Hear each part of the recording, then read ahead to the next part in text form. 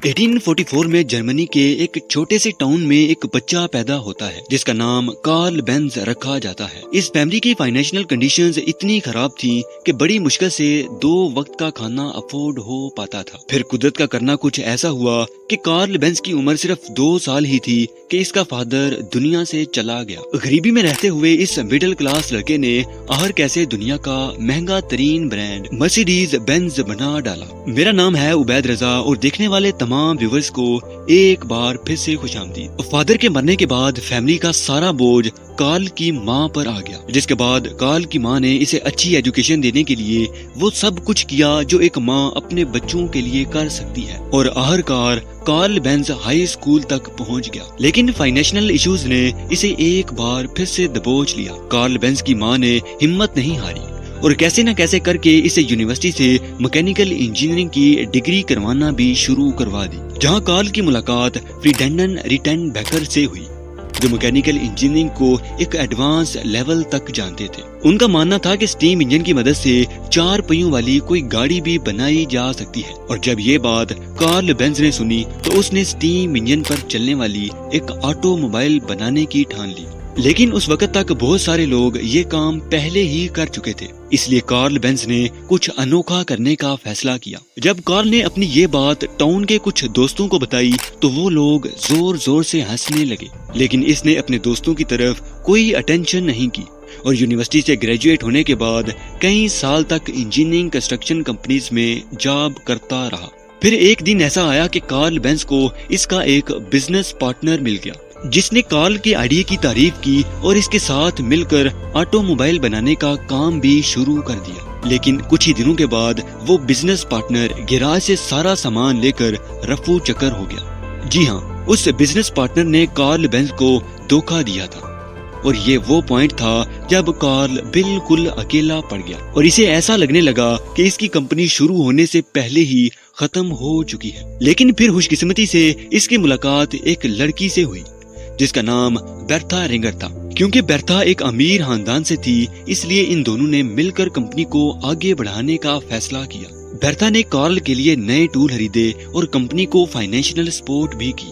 अब कार्ल दिन रात लगाकर अपने प्रोजेक्ट के ऊपर काम कर रहा था और आखिरकार 10 साल की लगातार मेहनत के बाद 1879 में कार्ल ने गैसोलीन से चलने वाला 2 स्ट्रोक इंजन बना डाला। इसके अलावा कार्ल ने इन 10 सालों के अंदर दूसरे कई और इन्वेंशंस करके ढेर सारा रेवेन्यू जनरेट कर लिया था, जैसा कि gear system, ignition with the help of battery, spark plug और कार्बोरेटर जैसे इन्वेंशंस शामिल हैं। इसके बाद कार्ल की कंपनी आसमान की ऊंचाइयों को छूने लगी, लेकिन ये खुशी ज्यादा देर टिक ना सकी। कार्ल बेंज के बनाए गए प्रोडक्ट मार्केट में बहुत ज्यादा बिकने लगे।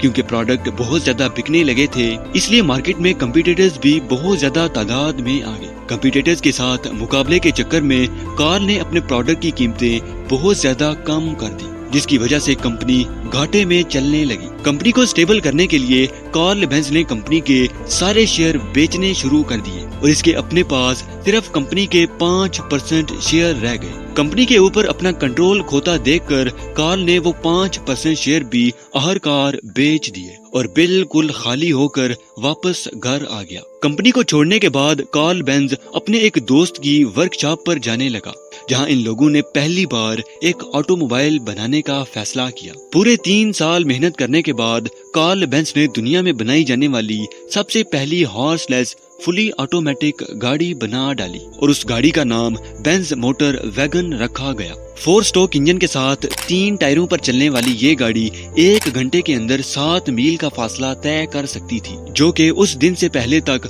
एक ऑटोमोबाइल के लिए बिल्कुल नामुमकिन काम था। जब 1866 में पहली बार इस गाड़ी को पब्लिक के सामने चलाया गया तो लोग तरह तरह की बातें करने लगे। कुछ लोग तारीफ कर रहे थे और कुछ लोग ये गाड़ी खरीदने पर साफ साफ इनकार करने लगे, क्योंकि उन लोगों का ख्याल था कि इस गाड़ी का इंजन किसी भी वक्त फट सकता है। क्योंकि इस तरह की गाड़ी दुनिया में पहली बार बनाई गई थी, इसलिए कुछ लोग तो यहाँ तक कह रहे थे कि घोड़े के साथ एक्सीडेंट नहीं होता, जबकि इंजन वाली इस गाड़ी के साथ एक्सीडेंट हो सकता है। घोड़े वाली गाड़ी को तोड़ा नहीं जा सकता, जबकि इस इंजन वाली गाड़ी को आसानी से तोड़ा जा सकता है। कार्ल बेंज समझ चुका था कि लोग गाड़ी के आगे से घोड़ा उतार कर ये इंजन लगाने के लिए बिल्कुल तैयार नहीं है, लेकिन ये गाड़ी उस वक्त के एक बिजनेसमैन को बहुत ज्यादा पसंद आ गई और उस बिजनेसमैन ने कार्ल के साथ राब्ता करके गाड़ियों की बाकायदा प्रोडक्शन के लिए इन्वेस्टमेंट भी कर दी। लेकिन साथ ही उस बिजनेसमैन ने एक शर्त भी रखी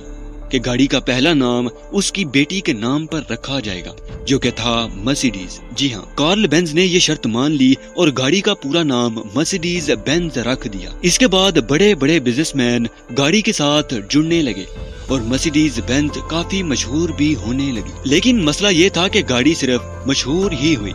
अगर खरीदारों की बात की जाए तो कंपनी की सेल्स बिल्कुल जीरो थी, क्योंकि लोग अभी भी यही सोचते थे कि इस गाड़ी को लंबे रास्ते के लिए इस्तेमाल नहीं किया जा सकता। अब इस मसले को कैसे हल किया जाना था ये किसी को समझ नहीं आ रही थी। लेकिन एक दिन जब कार्ल बेंज सो रहा था तो इसकी बीवी बर्था ने सुबह जल्दी उठकर अपने 2 बेटों के साथ गाड़ी को स्टार्ट किया और वो लोग 60 किलोमीटर की एक लंबी राइड पर निकल गए। उनका मकसद सिर्फ ये था कि लोगों को दिखाया जा सके कि मर्सिडीज बेंज हर लिहाज से एक मुकम्मल गाड़ी बन चुकी है और आने वाले वक्त में यही गाड़ी फ्यूचर भी होगी। कार्ल की बीवी और इसके बेटों ने ये 60 किलोमीटर का सफर 12 घंटों में तय किया। रास्ते में गाड़ी का फ्यूल कई बार खत्म हुआ। जैसे ही फ्यूल खत्म होता वो लोग करीबी फार्मेसी से फ्यूल खरीद कर गाड़ी में डाल लेते और फाइनली ये ट्रिप जब कंप्लीट हुई तो मर्सिडीज बेंज की सेल्स रातों रात आसमान छूने लगी। कुछ सालों बाद मर्सिडीज गाड़ी ने वर्ल्ड वाइड होने वाली इंटरनेशनल रेस में भी हिस्सा लिया और 200 हॉर्स पावर के पावरफुल इंजन के साथ मर्सिडीज गाड़ी ने उस रेस में पहला नंबर हासिल किया। इस तरह से ये गाड़ी पूरी दुनिया में मशहूर होने लगी। अब कार्ल बेंज को मर्सिडीज बेंज के ऑर्डर पूरी दुनिया से आने लगे और इनका बिजनेस काफी अच्छा चल रहा था। लेकिन फिर वर्ल्ड वार 1 शुरू हो गई और जर्मनी की हार के बाद उनकी इकोनॉमिकल सिचुएशंस भी बुरी तरह से डिस्टर्ब हो गई। इसी के साथ ही कार्ल बेंज का बिजनेस भी तबाह हो गया। उस वक्त जर्मनी के अंदर सिर्फ 2 ही कंपनीज ऐसी थी जो ऑटोमोबाइल मैन्युफैक्चरिंग का काम करती थी और इस बिजनेस को बचाने के लिए दोनों कंपनीज के फाउंडर्स ने कंपनीज को 2 साल का एग्रीमेंट करके एक जगह कंबाइन कर दिया और प्रोडक्शन वर्क फिर से स्टार्ट कर दिया गया। इस पॉइंट पर कार्ल बेंज ने चालाकी दिखाई और दूसरी कंपनी के शेयर आहिस्ता आहिस्ता करके खरीदना शुरू कर दिए और एक वक्त ऐसा आया कि वो कंपनी भी मर्सिडीज का हिस्सा ही बन गई और फिर से बिजनेस अच्छा खासा चलने लगा। नाज़रीन, एक गरीब लड़के की बनाई हुई कंपनी आज $80 बिलियन की मालिक है, जो कि लोकल करेंसी में 7,000 अरब रुपए बनते हैं। इसीलिए कहा जाता है कि कोशिश करने वालों की कभी हार नहीं होती। वीडियो यहाँ तक देखने के लिए बेहद शुक्रिया। मिलते हैं अगली वीडियो के साथ।